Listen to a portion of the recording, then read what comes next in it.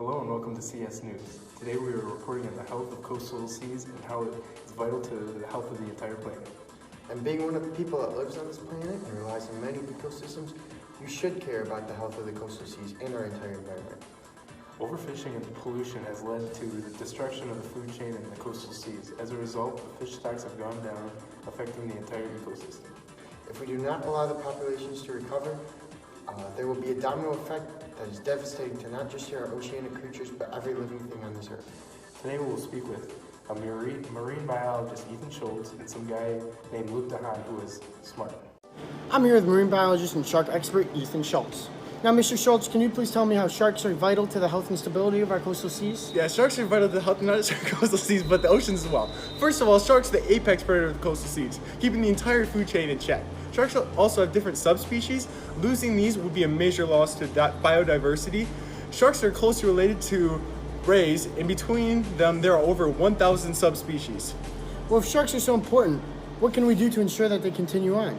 Unfortunately, it may be too late for some species, and not for all. Since the 1970s, shark population had declined over 70%. Sharks also have been caught by catchers in many fisheries and intentionally hunted by people because of fear. When in reality, sharks are not out to kill people. We need to stop killing these creatures that entire ecosystem relies on. Climate change is also affecting these sharks in many ways too. For example, the loss of coral reefs, in which they depend on, along with the warming of the seas and loss of prey. We need to be more careful with our effects on the environment, and we need to educate others on this. Wow, Mr. Schultz, thank you for the interview. Thank you so I much. hope that it's not too late to reverse this. Now, Jackson, with another interview on climate change's effects on our coral reefs. I'm here with environmental expert Luke DeHaan talking about how important reefs are to our environment and what would happen if they were gone. So Luke, what do reefs do for our environment and our coastal seas, and how important are they?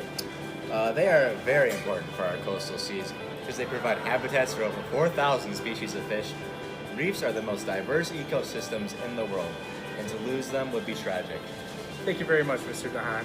Reefs also filter water and increase fish populations, so they are very important to the coastal seas. The loss of reefs would lead to fish having to adapt and living in different places, and they would die off. Back to you in the studio.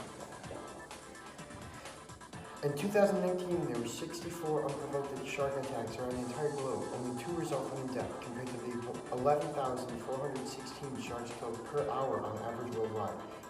Estimates put the total number of sharks killed by people per year at 100 million. Since the 1970s, great white populations have decreased by 79%, but thresher shark populations have decreased by 80%. Tiger sharks have decreased by 97%, along with the scalloped hammerhead, but bull sharks are down 99%, along with duskies, smooth hammerhead, and porgies. There are many things we can do to help. For example, limiting fossil fuels, adding catch limits, many fisheries, there are no limits on sharks anyways, limiting and stopping shark fin trades along with shark trades in general, such as finning, the trade of their meat, jaws, teeth, etc. Protecting areas in coastal waters and protecting more species will help the health of our oceans in general. Finally, people need to get educated. Many people fear these apex predators, but in reality, you're twice as likely to die from fireworks than by sharks. More people die by coconuts each year, along with being killed by dogs, getting killed by lightning, and even cows kill more people than sharks. Yet people still fear them. We can turn this around by raising awareness, donating time and or money to help. Those are staggering numbers. Some more facts about the conditions of our seas. Coral reefs are home to 1/4 of all species of fish. Reefs also provide food for around 500 billion people, making them essential in people's daily lives, not just animals. We also need to fight to preserve the rest of the coastal seas area, including the seagrass, because the grass also filters the water and is the foundation of the food web. Seagrass also creates oxygen and absorbs carbon dioxide through photosynthesis, keeping the quality of the air clean. For more information on helping preserve our marine wildlife, visit seaofchange.com or worldwildlife.org. Well, folks, thanks for tuning in to another day of CS News. Enjoy the rest of your day and keep your mind on the effects of this planet.